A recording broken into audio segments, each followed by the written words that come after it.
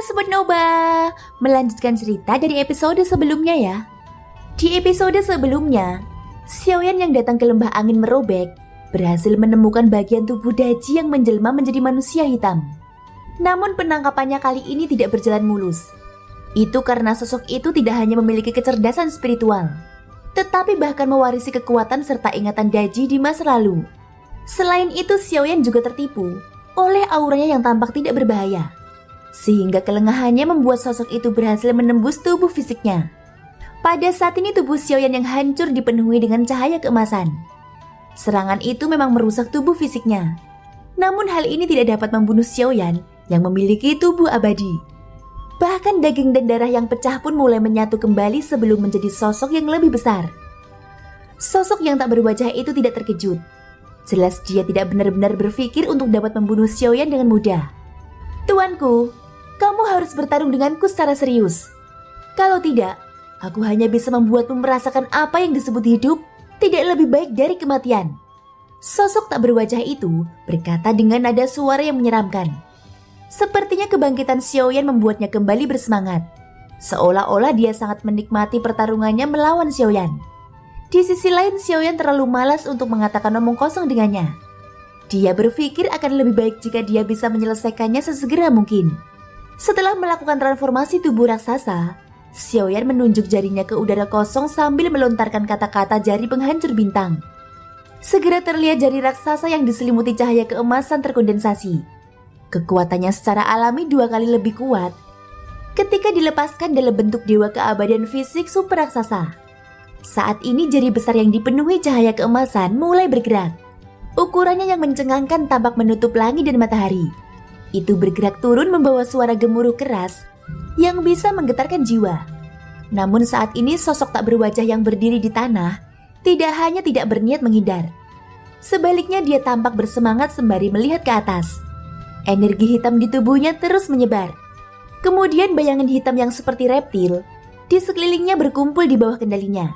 Sosok tak berwajah membuka tangannya lalu menyerap semua bayangan hitam ke dalam tubuhnya. Saat berikutnya terjadi perubahan pada penampilan sosok itu. Koreng hitam di permukaan tubuhnya lebih tebal. Otot-otot di tubuh menjadi lebih kuat, serta sederet gigi tajam tumbuh di bagian belakang lengannya. Melihat jari raksasa yang diselimuti cahaya keemasan menderu datang, sosok tak berwajah itu merentangkan tangannya dengan mengesankan. Logam hitam keluar dari tangannya, lalu berubah menjadi seberkas cahaya yang melesat ke arah jari penghancur bintang. Jika membandingkan ukurannya, tampak sangat mustahil bagi logam hitam itu untuk mempengaruhi jari raksasa. Jari raksasa tampak tak terhentikan. Tetapi saat ini warnanya yang semula emas tiba-tiba saja muncul tinta hitam di ujungnya. Tinta hitam itu terus menjalar hingga menutupi seluruh bagiannya. Jari perusak bintang tiba-tiba membeku dan gerakannya juga berhenti sebelum mencapai sosok itu. Tak lama kemudian terdengar suara retakan yang jelas. "Hancurkan untukku!" Sosok tak berwajah itu tiba-tiba mengepalkan kelima jarinya di udara kosong. Saat berikutnya jari penghancur bintang Xiaoyan benar-benar meledak di bawah lapisan warna hitam.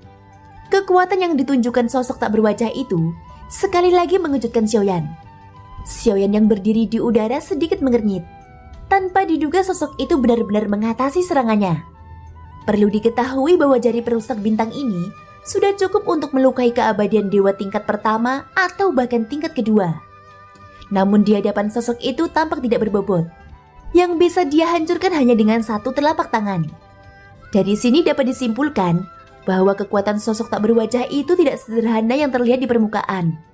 Dia sebenarnya mampu bersaing melawan Xiaoyan yang kini dalam bentuk dewa super raksasa.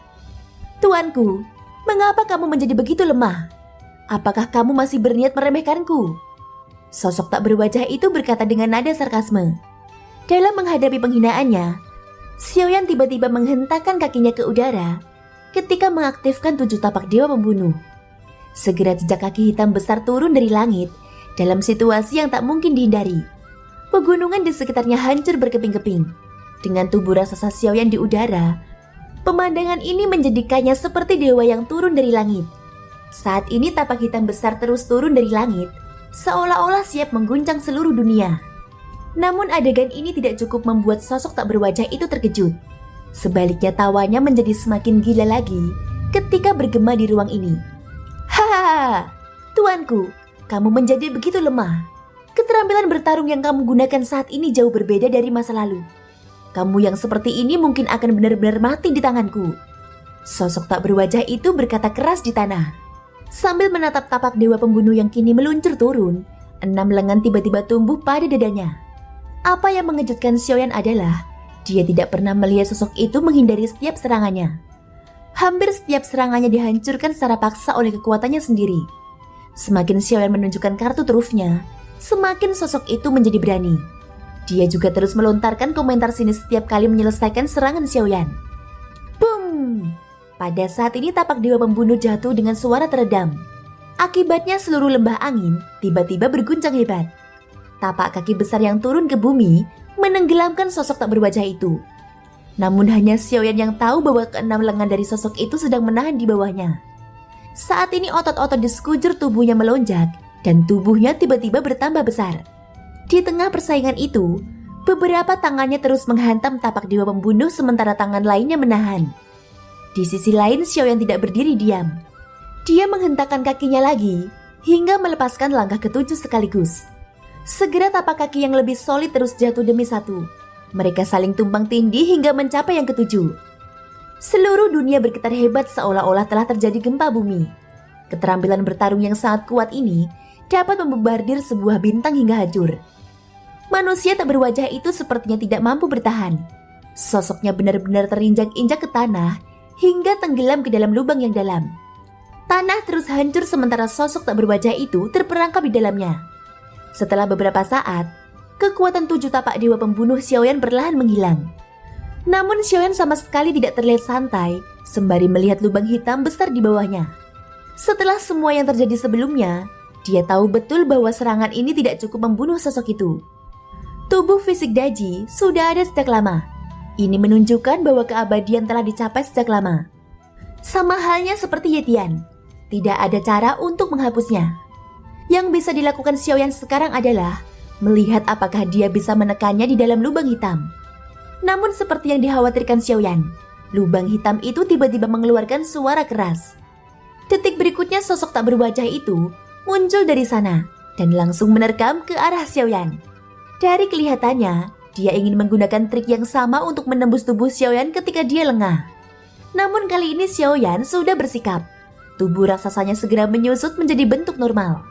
Menghadapi sosok tak berwajah yang menyerang, tinju yang berisi api didorong ke depan dengan kuat. Di tengah dua tinju yang saling bertemu, ledakan energi yang tercurahkan seperti pancuran hujan. Sosok tak berwajah itu yang memiliki 6 tangan melancarkan semua pukulannya. Namun dalam kasus ini Xiaoyan tidak menderita kerugian. Dia dengan lincah memblokir setiap serangannya. Itu berlangsung sesaat, sampai pada titik di mana Xiaoyan memberikan pukulan terakhirnya, lalu sosoknya mundur beberapa meter ke belakang. Tahanan roh, sosok ini adalah bagian tubuhmu. Mengapa kamu tidak maju untuk menyelesaikannya? Ucap Xiaoyan. Xiaoyan sedikit mengernyit. Dia benar-benar kerepotan menghadapi sosok itu. Dia tidak menyangka bahwa mengalahkannya jauh lebih sulit dari yang dia pikirkan. Meski tubuh fisik sosok itu tidak kuat, tetapi sama sekali tidak bisa dihancurkan.